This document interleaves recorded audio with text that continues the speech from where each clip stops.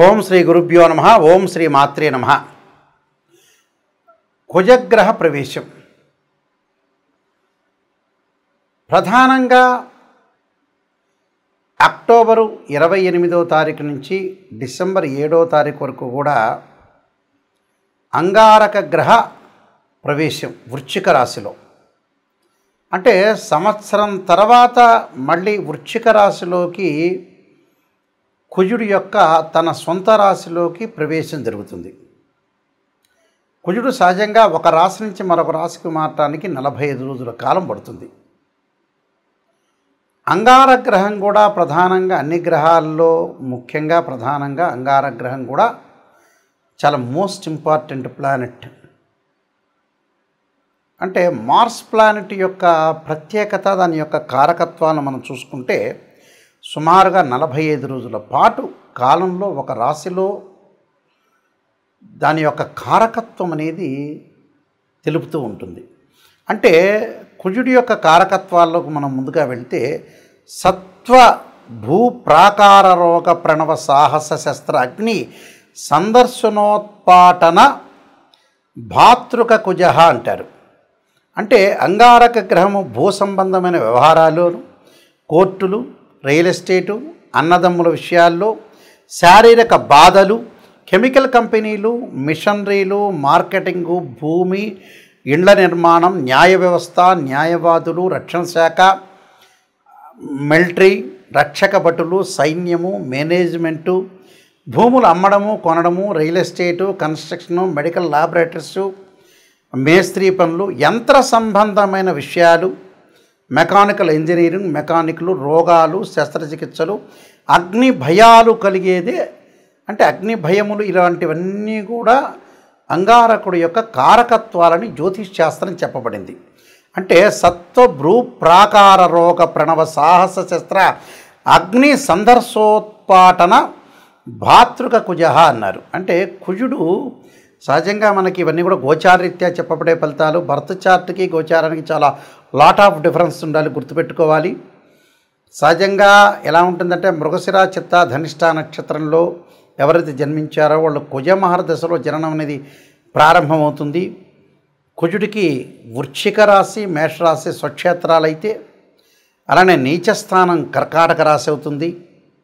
కర్కాటకానికి ఆపోజిట్లో ఉన్న ప్రధానంగా మకర రాశి ఉచ్చక్షేత్రం అంటారు. కర్కాటకం, సింహం, కన్య, తుల, వృశ్చికం, ధనస్సు, మకరం. మకరంలో ఉచ్చ ఉంటే దానికి సప్తమ స్థానం, కర్కాటకం నీచస్థానం అవుతుంది.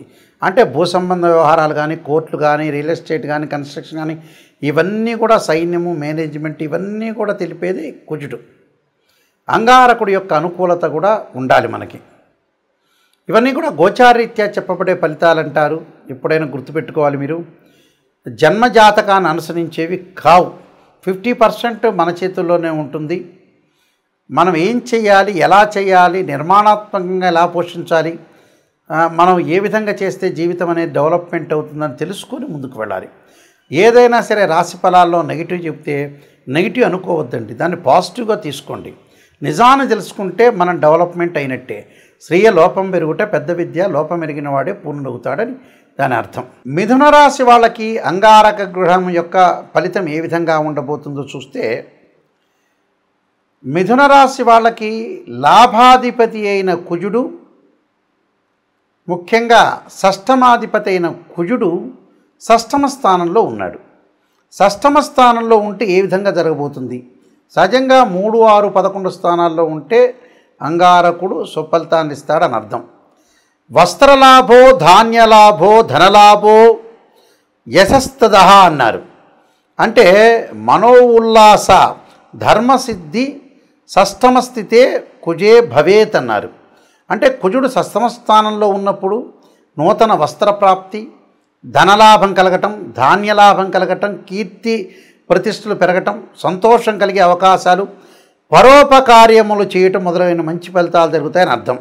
అంటే ధర్మ కార్యక్రమాలు, తీర్థయాత్రలకు వెళ్తారు, పుణ్యక్షేత్రాలకు వెళ్తారు, పెద్దల యొక్క ఆశీస్సులు లభిస్తాయి, మానసికంగా ఆనందం కలిగే గృహ వస్తు, అంటే గృహము, వస్త్రము, వస్త్రలాభం, శత్రువులు మిత్రులుగా మారిపోయే అవకాశాలు, ధనధాన్య లాభం కలిగే అవకాశాలు, రుణాలు తీర్చుకోవటం, లోన్లు వచ్చే అవకాశాలు, లాభాలు కలిగే అవకాశాలు బాగా ఎక్కువ ఉంటాయి. అంటే ఇళ్ల నిర్మాణం, కన్స్ట్రక్షను రైతులకు అనుకూలంగా ఉంటుంది, మెడికల్ కంపెనీ వాళ్ళకు అనుకూలంగా ఉంటుంది, చిన్న చిన్న పనులు చేసే మేస్త్రీలకు అనుకూలంగా ఉంటుంది, అంటే డాక్టర్స్కి అనుకూలంగా ఉంటుంది. ఆరోగ్యపరంగా శస్త్రచికిత్సలో విజయం లభించడం, దీర్ఘకాలిక వ్యాధులు తగ్గే అవకాశాలు, కుదుటపడే అవకాశాలు ఎక్కువ ఉంటాయి. వివాహ ప్రయత్నాలు కూడా సఫలీకృతం కావటం, అలానే శత్రువులు మిత్రులుగా మారిపోయే అవకాశాలు, పిత్రార్జితం బాగా కలిసి వచ్చే అవకాశం ఉంటుంది. కాబట్టి మరికొన్ని ఫలితాలు రావడానికి మీరు నేను చెప్పే పరిహారాలను పాటించండి, మీకు మంచి జరిగే అవకాశం ఖచ్చితంగా ఉంటుంది. ఈ రాశుల వాళ్ళకి ముఖ్యంగా కుజగ్రహం అనేది అనుకూలంగా లేకపోతే అంగారక పాశుపత రుద్రాభిషేకము, కుజ జపము, అలానే కుజుడి యొక్క అభిషేకాలు, కందులు, ఎర్రని వస్త్రము, ఎర్రని గొడుగు, ఎర్రని పూలు దానం చేయమని చెప్తారు.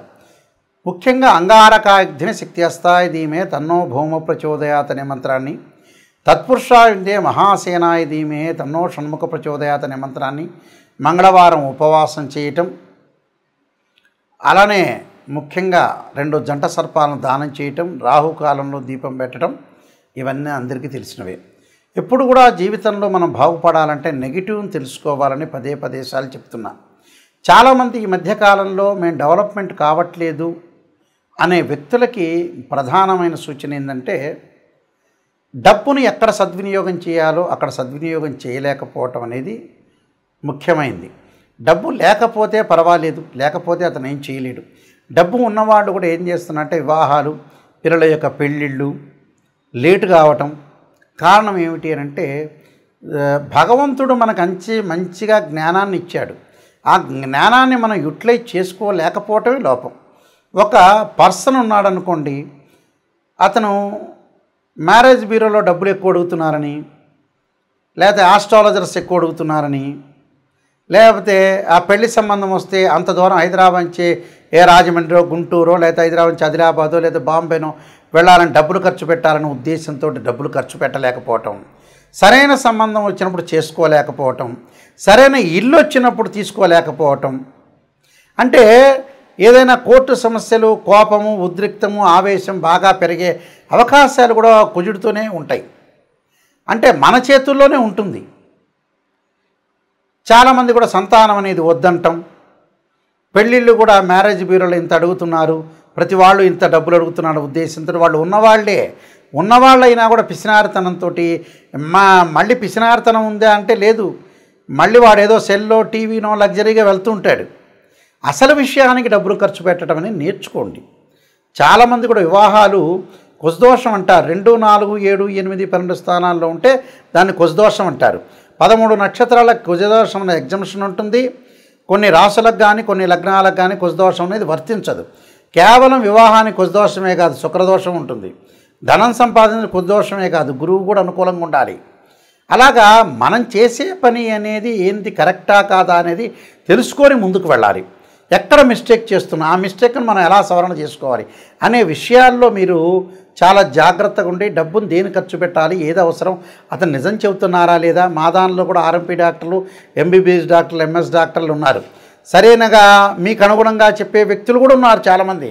అంటే మీరు నెగిటివ్ను మీరు జీర్ణించుకోలేరు కదా. అందువల్ల అలాంటి ఆస్ట్రాలజర్స్ కూడా ఈ మధ్యన తయారైపోయి జ్యోతిష్యమే కరెక్ట్ కాదనే ఉద్దేశంతో తయారైన వ్యక్తులు కూడా ఉన్నారు. జ్యోతిష్యం అనే శాస్త్రం పర్ఫెక్ట్గా చెప్పేవాళ్ళు కరెక్ట్గా చెప్తారు.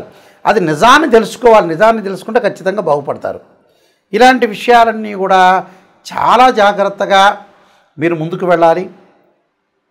నా పుస్తకాలన్నీ మీరు చదవచ్చు. ఈ కుజగ్రహం గురించి, వాటి గురించి కాలసర్ప యోగం అనే పుస్తకము, కాలసర్ప యోగ చంద్రిక, రాహుకేతులు, ఛాయాగ్రహాలు, అలానే జాతక చంద్రిక, వివాహ మార్తాండము, సర్వదేవతా గోత్రపులు, స్వప్నశాస్త్ర ఫలదీపిక, బృహత్ పరిహార సింధు, ఇలాంటి number of books Mohan publication వాళ్ళు ప్రింట్ చేశారు. నాయకంటి మల్లికార్జున శర్మ బుక్స్ అని కొట్టినా వస్తుంది. www.nayakanti.com కానీ .in కానీ కొడితే కూడా మీకు వస్తుంది. ఇవన్నీ కూడా వెబ్సైట్ అనేది చూడండి. ఏదైనా వాస్తు ప్రకారంగా బాగలేకపోయినా కూడా వాస్తు యంత్రస్థాపన, మహామత్యంత్రము, వాస్తు యంత్రము భూమిలో స్థాపన చేస్తారు పురాతనలో. వాస్తు ప్రకారంగా కూడా చూసుకోండి. ఏదైతే సమస్యలు ఉన్నాయో రియల్ ఎస్టేట్ వాళ్ళు కానీ, కన్స్ట్రక్షన్ వాళ్ళు కానీ, ఇల్లును గృహం ప్రకారంగా వాస్తు ప్రకారంగా ఉందా లేదా చూసుకోండి. కేవలం ఇంజనీరింగ్ ప్లానే కాదు, పురాతనలో ఆయం అనేది చూసేవాళ్ళు.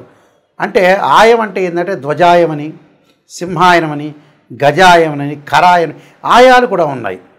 ఆయాన్ని బట్టే మనం ఏదైతే పొడవు వెడల్పును లెంత్ను లెక్క వేస్తే మనకి ఏ ఆయం వచ్చింది, ఆ ఇంట్లో ఉంటే ధనం ఎంత, రుణం ఎంత, నక్షత్రం ఏంటి, ఆ ఇల్లు ఎన్ని సంవత్సరాలు ఉండగలుగుతుంది, ఇలాంటివన్నీ కూడా మీరు చూడండి. జ్యోతిష్ శాస్త్రం వాస్తు ప్రకారంగా ఎంతో డెప్త్గా వెళితే అన్ని విషయాలు రాశారని కూడా బయటకు వస్తాయి.